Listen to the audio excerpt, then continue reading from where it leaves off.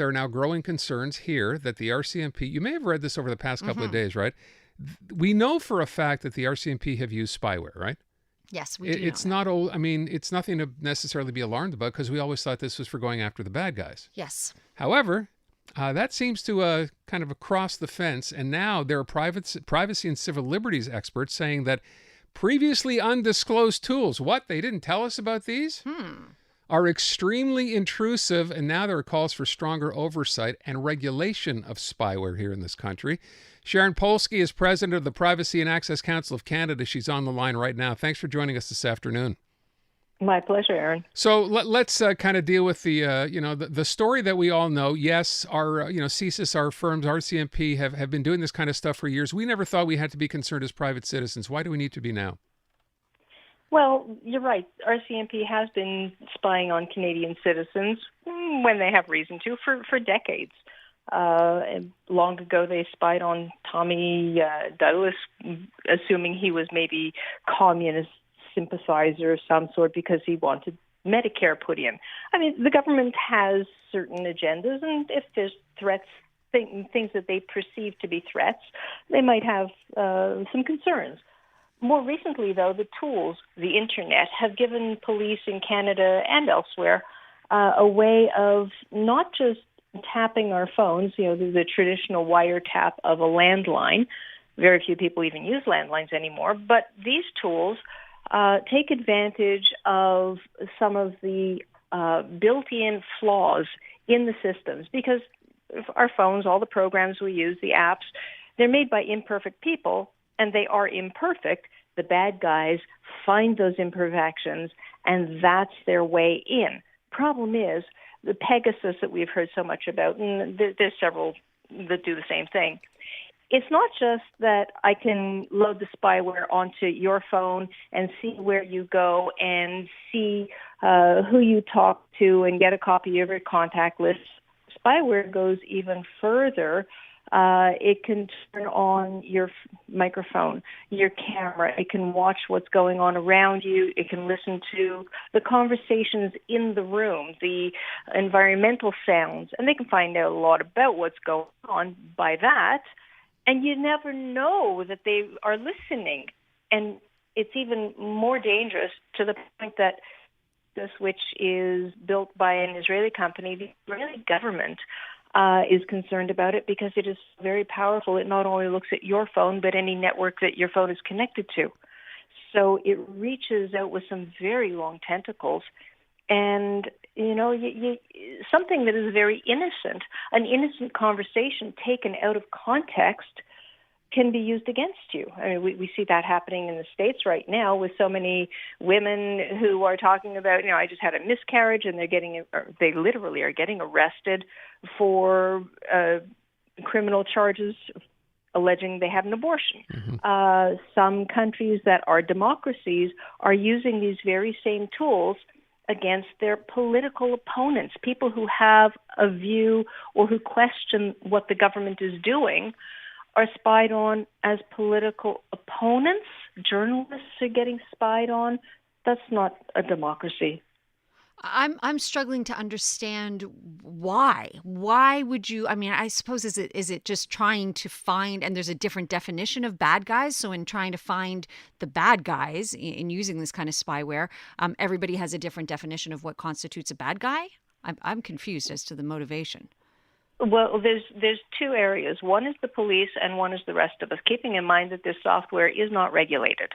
Period. In Canada, it's not regulated. That's a problem. And our privacy laws are 20 to 40 years old, and they're obsolete. They never even contemplated this kind of technology. They don't come close to protecting you and me and anybody's privacy.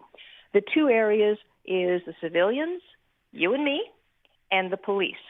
Spyware is available online for $20, $30. You can download it, and it is downloaded by the tens of thousands, and people use it to put onto the phones of people who are being sex trafficked, human traffic victims.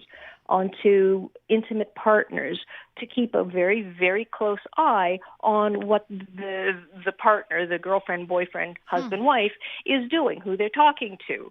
That's unregulated. Totally unregulated. It is abusive. It is controlling. It is coercive control. Call it what you want. It's dead wrong. On the other side is the police. And why would they do it? Well, they're saying not only in Canada, but in Europe, the UK, Australia, the US, everywhere, they're saying encryption is a problem. We can't find the child predators because encryption blocks what we need to do. So not only are all of these countries, including Canada, trying to put in laws that will require the platforms to break encryption and look at every single message, every single image, all communications, to be able to find that needle in the haystack, because if it protects one child, everybody's privacy gets set aside for that.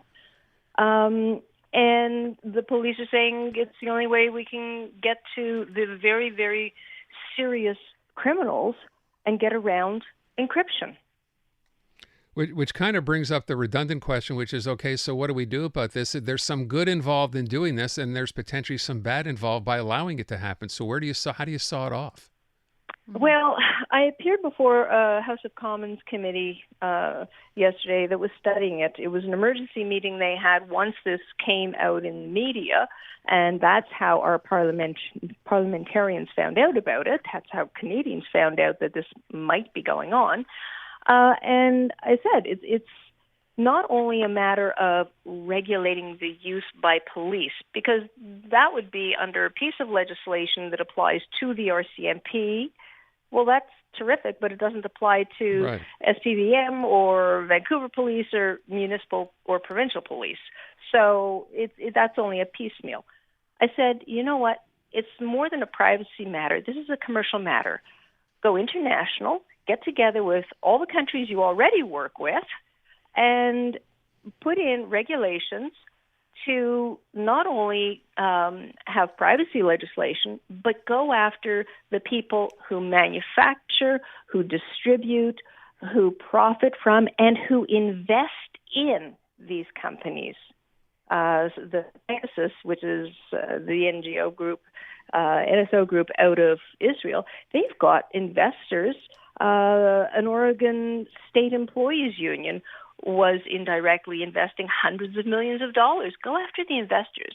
Make it criminal to invest in these companies. Cut off their money. Cut off their money. I think that may be, as we say, easier said than done. How much willingness do you think, we have to wrap up here, how much willingness is there, do you really think, on the government's part to do just that? Bluntly, none, because the cybercrime industry right now is at $1.7 trillion, and the cybersecurity industry to combat it is at another $1.7 trillion. It's lucrative, and out of that comes innovation and jobs and taxes. So I don't know if the governments really will do much. And they're not, and the RCMP is not collaborating with you at all. Well, we're collaborating with government. No, they said that no, actually they've been using this sort of software since long before 2017, more like 2012, and they just haven't gotten around to discussing it with of course not. Sharon, thank you so much for your time this afternoon. Much appreciated. My pleasure. Sharon Polsky at Privacy and Access Council of Canada.